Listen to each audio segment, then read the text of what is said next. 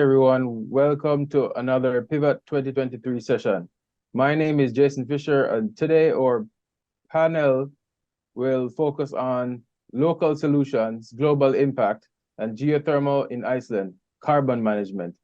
Today we have with us three esteemed panelists, and we'll have them introduce themselves individually, starting with Ragna.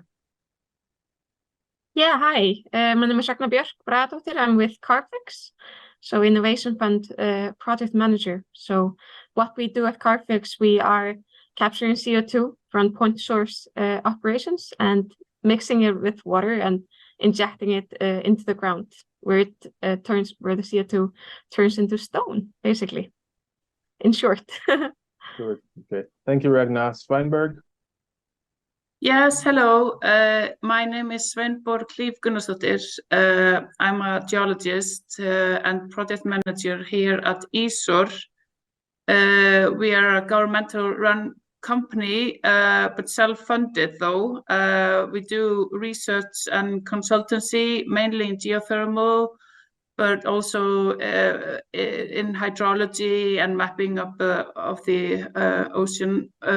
oceans. So we do have many decades of experience in geothermal research, but recently we've also been applying our experiences in CCS. Thank you. And lastly, but definitely not least, Kristjana. Yeah, my name is Kristjándóttir. I am the Chief Commercial Officer for CRI, or Carbon Recycling International, which is a company that has been in the CO2 utilization space for over 15 years, where we have developed our own patented technology, which utilizes captured CO2 for the production of methanol. And our first plant was utilizing captured CO2 from a geothermal power plant here in Iceland. Okay, thank you very much.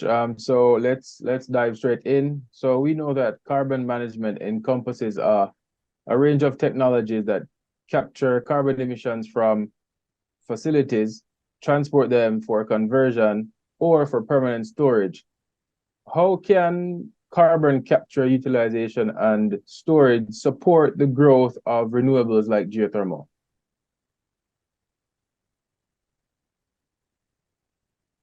Yeah, so I can take that one first. So we are in the space of CO2 utilization, where we know Irina has already reported that it is very important for CCUS to be deployed en masse in general, for renewable energy sources to be deployed at large scale. Geothermal is one of them, and we have our experience for operating a plant for years here in Iceland using that stream.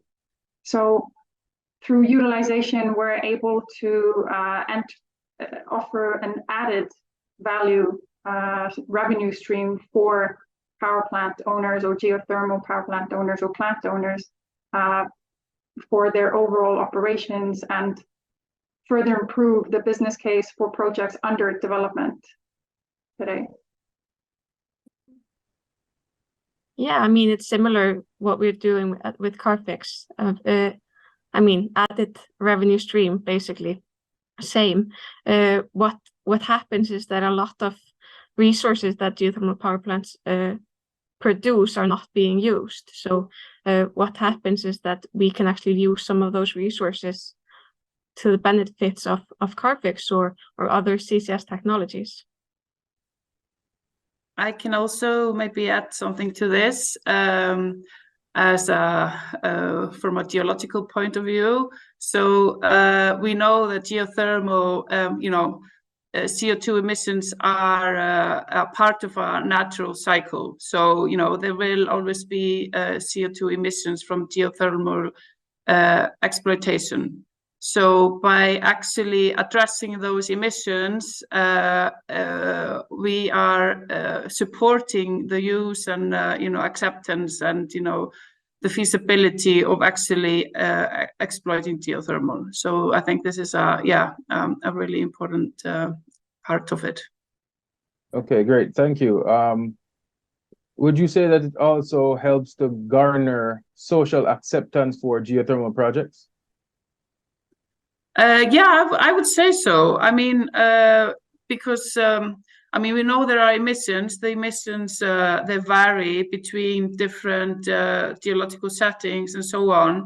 But by addressing, making everything possible to, capture and store or use the carbon, that it's definitely and going to do that in an acceptable manner, with all precautions and monitoring used, then you can definitely increase the social acceptance. Mm-hmm. Yeah, I second that. And I mean, as far as in Europe, geothermal is not part of the ETS system. So this is completely just for goodwill that we are doing a CCS or CCUS there. There's no additional payment of releasing CO2 from geothermal power plants. So this is public acceptance 101, basically. Yeah, and I can maybe add to that. I mean,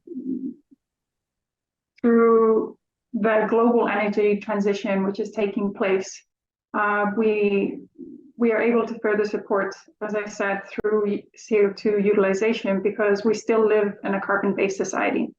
And one of the key matters for energy transition today is the replacement of the fossil sourced energies, which are predominantly are the predominant energy factor today globally. And we know already, and maybe you've seen, I mean, there's had a lot of media attraction for the marine sector having chosen methanol as one of the alternative fuels for their shipping or transportation sector overall, with already 150 ships which have been ordered today. So with the use of that and have already displayed in many of the projects that we've used that methanol can already be used in ships, that this is a way to further address the energy transition overall, bringing in carbon utilization from a source, as Ragna mentioned, that is not accounted for additionally today. So it has a significant replacement factor when looking at fossil-based sources. Okay, thank you very much. That was very insightful. Now, what are some policy and regulatory challenges you have experienced working with geothermal carbon management or geothermal carbon capture, utilization, and storage? Ragna, you want to start this one off?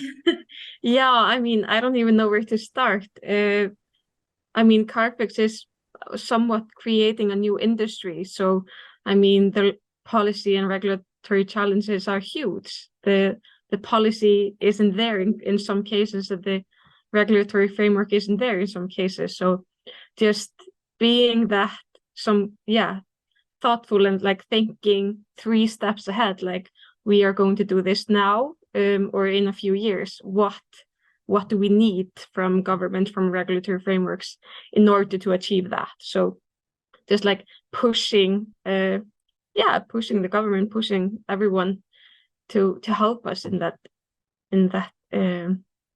those steps, basically. Okay, anything else to add on the policy side? Yeah, sure. Since we kind of blazed into this space a long time ago, before CO2 or decarbonization was a popular space, I would definitely echo what Ragna said. It is important to push governmental policy and regulations to ensure that they are encompassing all of the technology developments which are taking place, and so that they are conducive for accelerated deployment of various technologies which are required for decarbonization, instead of being unclear and hindering for those movements to take place. So one of the things that maybe we see today is that sometimes some of the policies which are put in place are contradictory. So like geothermal energy is accounted for being renewable and having 0 carbon footprint, but the utilization of that and the accounting for CO2 emitted from geothermal power plants when looking at its use still has some unclarity. And this is been deemed problematic for companies already with geothermal power plants, because there is some unclarity there in terms of some of the EU directives which have been put in place. So it is important for policy and regulation to be quite clear, non-contradictory, which is not always the easiest for governments and to put in place. But I believe what we've seen is that it's on the right track, and a lot of regulations and policies have been put in place, which definitely support a change. So we're really happy with a lot that has been set in place, but we can definitely do better in some other areas. Yeah, to add to that, I mean, when the regulations are here, most often they have never been enforced before. We are doing it for the first time. The regulatory frameworks, they are doing it for the first time. Everyone is doing it for the first time. So just, yeah, crossing all those barriers that no one really thought about when writing this down. So, and I mean, the technology is moving so fast. However, as we know, governments and framework bodies are not moving as fast. Yeah, that can be quite challenging to get them on the right track. Yeah, I completely understand that. And since we spoke about regulations, I want to get a little bit in monitoring, and maybe Sveinborg can help us to understand a little bit more. How do you monitor carbon capture and storage? How do you know that, as Ragna mentioned before, that the Carbfix project, they sequester carbon? How do you monitor that it actually is sequestered? So, the longest experience of CO2 injection is from Hellisheiði power plant, or from the geothermal field of Hellisheiði. And their tracers have been used. So tracers injected into the wells, the injection wells, and then samples are taken from nearby wells. And those tracers are analyzed, and the results are used for modeling of the sequestration. So how much of the CO2 has actually been mineralized in the subsurface, and it has shown remarkable mineralization rates. So even within 2 years, most of the CO2 has been mineralized. And so this is mostly done with tracers and modeling, but also just close by the well. We also use sort of CO2 soil flux measurements. So with a tool that uses actually sort of like a vacuum cleaner, sucking out air from the soil, just very next to the well, just to see if the integrity of the well is okay, and that CO2 is not just leaking straight out. And that has never shown any, CO2 leakages.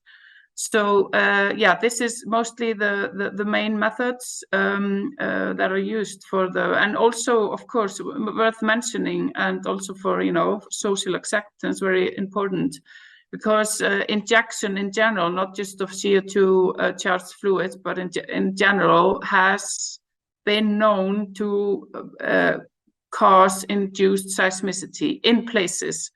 And this has happened in history, in geothermal, and people think of maybe fracking or so on, but that's different. But still, it's important to monitor seismicity when you are injecting, and this is carefully done. And CO2 injection has not shown to cause any induced seismicity here in Iceland. Okay, great. Thank you. Do we have anything else to add, Ragna, in terms of monitoring, or Kristjana? It might be a little bit different on your side. No, I mean, I can add that we have been injecting into Hellisheiði geothermal power plant, or the reservoir there, for the last 10 years. So which is roughly 90,000 tons of CO2. So, and all measurements and monitoring have always concluded that we are in fact creating, we are reducing emissions, and the CO2 is being stored permanently within 2 years. So all those 10 years of research show that, with the help of ESOR, which is our main contractor when it comes to this. Okay, that's great. A lot of our talk so far has been focused on power plants. What is currently being done in relation to emissions management during geothermal well testing? So yeah, I can tell you a bit. Normally when wells are tested, they get to sort of blow for months even. So emissions all go out into the atmosphere in form of steam and water diverted. But I can tell you shortly about this 2020 research project called GECO, which ESOR was one of the partners in, along with Carbfix and some partners from 16 other partners. So one of the many work packages or tasks within this project was to develop a mobile testing unit, which makes it possible to test production wells without emitting anything. So sort of like a closed loop testing unit. You have a production well and then a unit that sort of mimics the conditions in a power plant, where you separate the steam and the waters and the NCGs, and then you inject them again into another well. So this is like a mobile unit. You can test the production well without emitting anything. And of course, within a research project, you can never fully test it, but this has been designed and tested. Did run into some problems, but that's the life of scientists and engineers in R&D. So we are hoping this can be improved and further used in testing of production wells. Great, thank you very much. That was very enlightening. So we're gonna start pulling some questions from the audience, because we have quite a few actually. So the first one is, what is the financing and capital landscape like for geothermal and carbon recycling projects? Do you find it easier to raise money for these types of projects as opposed to just a standalone geothermal project?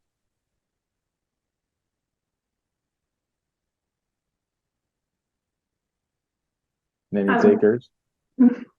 So I can maybe answer in general.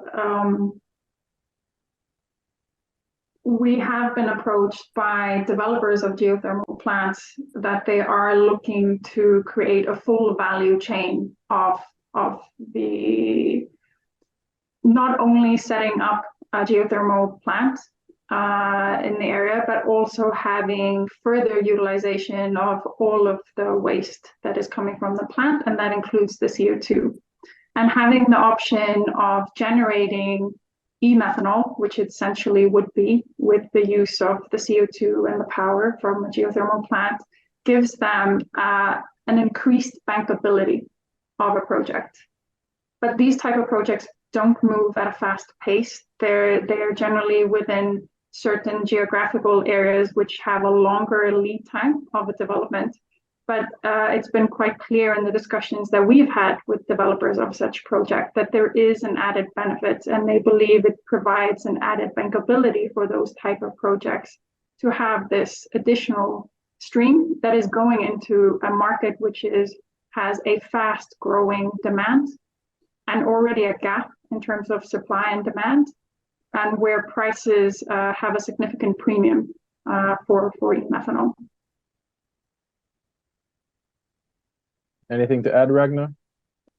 No, I mean, no, not really. What happens is that the geothermal sector really wants to utilize all of their resources and get payment for all of their possible resources. And I mean, that's key here, to utilize the resource fully, basically. Yeah. Another interesting question is, some people in the United States believe that carbon capture and storage is just another way for oil and gas to drill holes and produce hydrocarbons, What would someone from Iceland say to that statement? From Carbfix, we have never been involved with oil and gas, so we are not linked to that in any way. We are based from a geothermal power plant. That was our first thing, so it can be done without oil and gas. But of course, that is a big risk as well within the US, that this is the talk there, and it really affects all CCS, but we're not all like that. Maybe also worth mentioning, there is there is a difference in, Carbfix is born in Iceland, where we have fractured reservoirs in basaltic rocks, and where the goal is to mineralize CO2 as carbonate minerals. But in oil and gas, I'm not a specialist in that field, but you're working with completely different conditions and different methods of CCS. So I'm not sure if it's important to distinguish or like separate from it, but there are different methods and different settings. Okay, thank you. Another question. Carbon capture is quite energy intensive. What could geothermal energy do for carbon capture systems that require more thermal energy than electricity?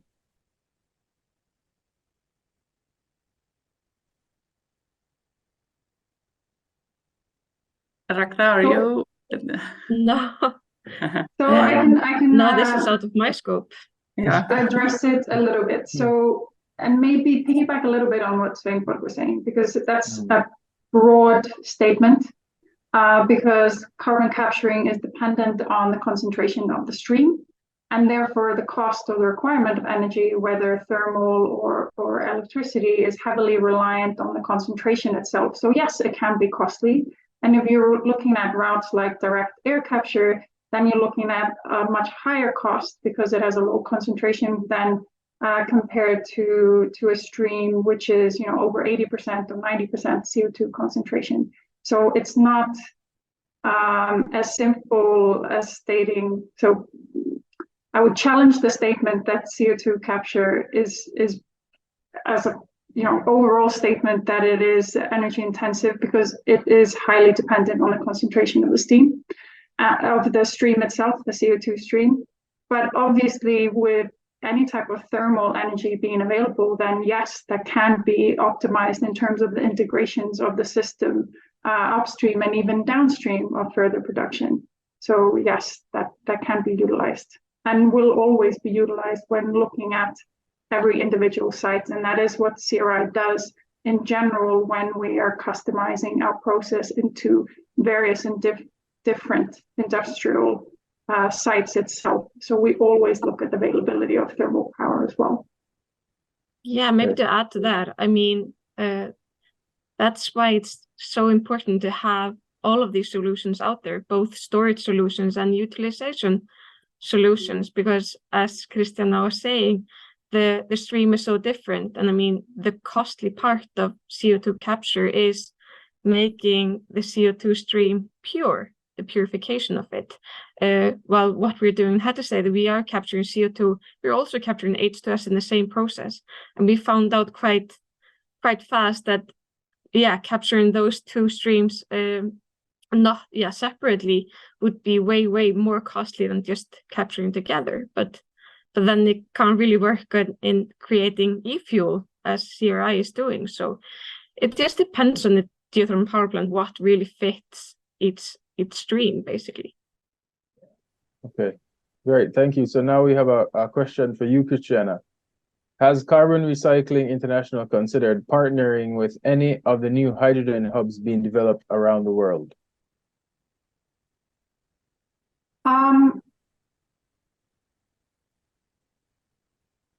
Yes and no. So today, carbon recycling has about 190 active leads and opportunities, and certainly some of those hydrogen hubs are already included in our pipeline. Methanol is one of the most efficient hydrogen carriers as well as a carbon carrier, so as a hydrocarbon with both the carbon and the hydrogen itself, because methanol can be stored at ambient temperature and ambient pressure. So in terms of, have we considered partnering? Yes, and we are always in discussions with renewable energy developers as well as hydrogen producers for the derivatives of hydrogen, which methanol is as well, to how best valorize those type of streams directly into a market which is fast growing and has significant value. Okay, thank you. A question for Sveinborg. What is the possibility of fixing carbon to geologic systems that are outside of what is normally seen in Iceland? So what we see in Iceland is, yes, basalt. So mafic and ultramafic settings around the world. So, you know, the oceanic platforms are, you know, made out of basalt. So, you know, I think the next step for and, you know, what is being studied is, of course, you know, the oceans and, you know, how to access them easily. We know the basalts are there, but what we basically need from a basalt or from a reservoir is cat ions. So any rocks with a whale that are, you know, easily reactive, just as basalts would be good. But most of the studies have been done on basaltic rocks. There have been some studies on, you know, granites in the lab scale. Some on yeah, and also on more silicic rocks like datasets and rhyolites. So yes, there are, you know, volcanic regions for sure, fractured rocks, yes. Not so much in carbonate rocks. That's going to be a hard one. Yeah, so there are more feasible reservoirs around the world for sure. We're just starting. All right, thank you. A question. Ragna, can you tell us a bit more about Carbfix's newest Department of Energy funded project? Ooh, yeah, that's a good question. The one in the US? Yes. Yeah, so Carbfix, along with the Clean Energy nonprofit RMI and the Pacific North National Lab, PNNL, were awarded $3 million by the US Department of Energy to study the feasibility of a regional hub for direct air capture, or DAC, carbon mineralization and carbon management in the Eastern West Washington and the neighboring states. So yeah, that was quite significant to have that come through. Could you provide any more details, public details about the project? No, so this only came through, I think, 2 or 3 weeks ago. So we are just starting this process and yeah, figuring out what we can do there with Carbfix and PNNL together. Okay, that's great. Another question, another good one is, what is missing in the global offtake market of the various streams of CO2? Maybe Kristjana can start that one. From our side, it's not missing. It's already exists.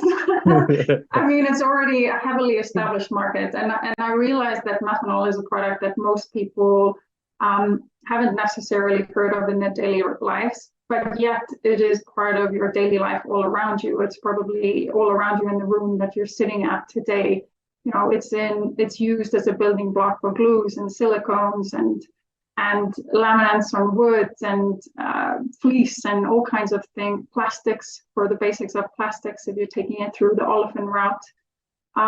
So, and then on top of this already established chemical market today, you have this new alternative market where you're looking at at the alternative fuels, both into the marine sector, and then more recently with the most recent EU directive set in place for the aviation industry, is synthetic aviation fuels, and methanol can be further produced into an SAF, a synthetic aviation fuel as well. So the growth of the methanol market is forecasted over the next 3 decades to almost by 6-fold by 2050, if not more, depending on the markets that you're looking at. But from our point of view, there is a significant market for CO2 utilization. Okay, that's great. Another one is, I think this is for everybody. What is the ability or plans to scale carbon recycling projects outside of Iceland? Using the current technologies that you're utilizing in Iceland, what is the ability or the plans to scale that outside of Iceland? I'm going to start with Ragna. Talk about the Carbfix and the Gecko, expanding it outside. Yeah, so what the Gecko project was doing, Sveinborg can add to that. They were actually looking at other feasible rock types, as she was explaining earlier. So we actually looked at expanding to Germany, Italy, and Turkey, and started exploration injection both in Germany and Turkey. Then we have, of course, the project in the US, which I was describing earlier. But then we have also our biggest project right now, the Coda terminal, which is based in Iceland. However, we are going to be shipping CO2 from various locations in Northern Europe to Iceland. So expanding that, those geographical boundaries and crossing them to, because CO2 is global, but we'll have to be able to move it across boundaries as well. So crossing that bridge with that project. Yeah, that's good. I know Kristjana spoke about our 109 potential projects. What are the plans? How many of those are you planning to take on to expand your reach outside of Iceland for, carbon, turning CO2 into methanol?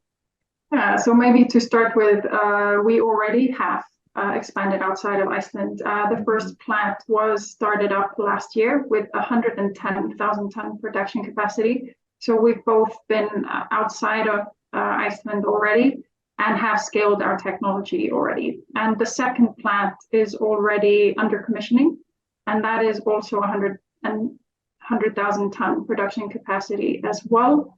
And both of those plants will recycle over 300,000 tons of CO2 annually and avoid up to 300,000 tons additionally on top of that each year. And in terms of where our pipeline is today, it's almost only outside of Iceland. So about 40% of our projects are in Europe, 40% Asia Pacific, and then 20% the rest of the world, mainly North America, and then some in South America as well. But CRI is already validated and scaled our technology, and is already moving to expedite the deployment of that. It's amazing. All right. So another question is, how many existing geothermal plants can be expanded to include direct air capture capabilities with its waste heat? What is stopping this from being scaled today? I mean, without being a specialist in direct air capture, I believe it's cost. It always comes down to cost. I think, part of this, I just want to add, how can you scale up, carbon storage worldwide? I think in general, high enthalpy geothermal power plants are, many of them, not all, but a lot of them are located in volcanic settings.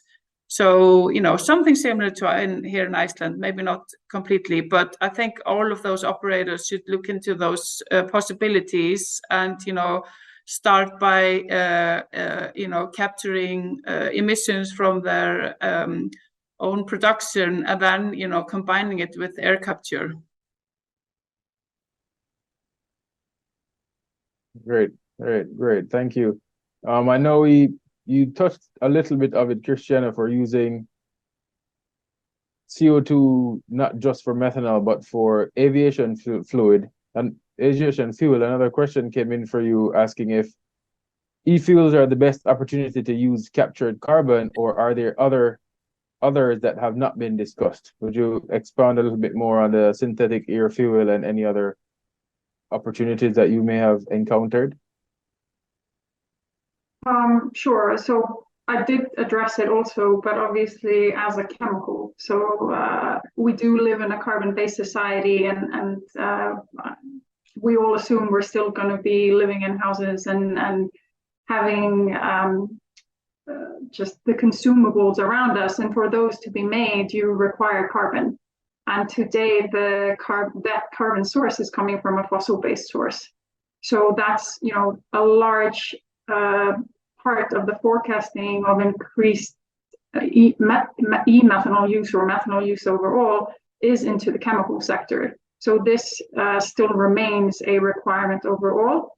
And you asked also about the aviation fuel. This is through a methanol to jet route, which you do have quite a few technology providers for that route. And that route is very efficient, especially when you're comparing it to the more spoken about Fischer-Tropsch route, which is more common today, but the methanol to jet route is becoming more prevalent due to its competitive advantage for energy efficiency overall.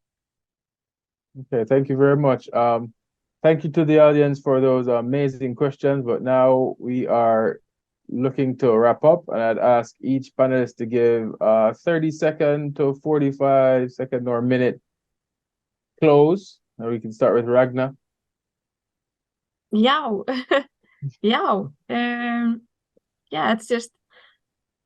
It's good to hear that this discussion is ongoing, that the geothermal sector is opening up and thinking about solution in the CCS and CCUS sector. I mean, it's so important to continue on that route. So I applaud to you, to those of you that are listening today, and hopefully you can take something from this to go onward within your own company, or within your own industry or country based. Thank you, Sveinborg. Yes, I just want to, tell the investors and the operators. I just encourage you to look into those solutions that are available, and we have a lot of knowledge and experience from that can be used from geothermal worldwide. So I think that's not stopping us. We just need to think out of the box. And lastly but not least, Kristjana. Yeah, I definitely want to echo what Ragna and Sveinborg have already mentioned, and just to mention that, don't be shy to reach out, and carbon management and the routes of CCUS can definitely support the development of geothermal plants, which are already ongoing, or you're thinking of starting up. These are valuable ways, so don't hesitate to reach out for some more information of how we can support your project to move to the next steps. Okay, thank you, everyone. Thank you again for attending another Pivot 2023 panel, and I will just give my wrap up. I know carbon capture, utilization, and storage is a great opportunity for the geothermal industry. It creates and gives us another value stream for our financially tough development of power plants, because it's typically hard to gather investment in order to develop a power plant. So adding another value stream is always critical, as geothermal can help to, as Kristjana showed, the CO2 can be used to make methanol, which can be used to make jet fuel. And the CO2 can also be sequestered, as Ragna and Sveinborg has spoken about. So this gives us an opportunity to look to Iceland as the leader in this space, and then learn from them and expand it globally into each of our individual countries, or into each of our individual projects worldwide, wherever we're working on. So I want everybody to start thinking about geothermal and carbon management as a part of your development plan for your geothermal power plant, whether it's a 10 megawatt, 100 megawatt, or even a ground source heat pump. Thank you again for all in attendance, and we'll see you again next year. at the next pivot.